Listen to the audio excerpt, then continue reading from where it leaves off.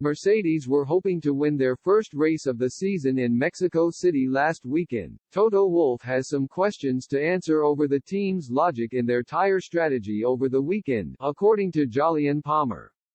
Both Mercedes drivers started on the medium compound compared to Red Bull, who began the race on softs. The initial strategy appeared clear, with both teams hoping for a one-stop, with Mercedes aiming to catch Red Bull when they changed to softs.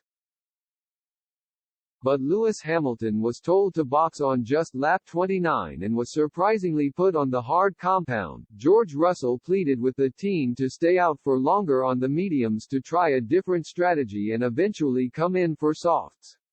However, he too eventually came in for hards, which left him trying to chase Sergio Perez for the final podium spot. It proved to be the wrong call, as neither Hamilton or Russell were able to find the sweet spot in the hards, with Verstappen once again taking the checkered flag. And Palmer believes Sunday's race was ultimately a metaphor for how Mercedes' season has gone. It seemed more than it should have been because Mercedes didn't get the most out of it, he told BBC's Checkered Flag podcast. I feel like sometimes it's a bit of a recurring theme for Mercedes. They're close, they're almost there. The decision to put Russell on hards was seen as more confusing by Palmer, as the Brits seemingly had nothing to lose but all to gain by copying what Daniel Ricciardo managed to do. They had data from others, he added.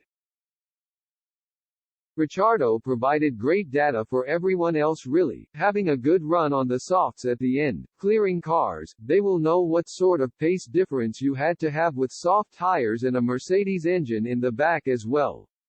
They would be able to simulate that and know roughly what would have happened, and they will do that. It might have been that Ricciardo put on the softs and they were just awful and it didn't work, it was a gamble.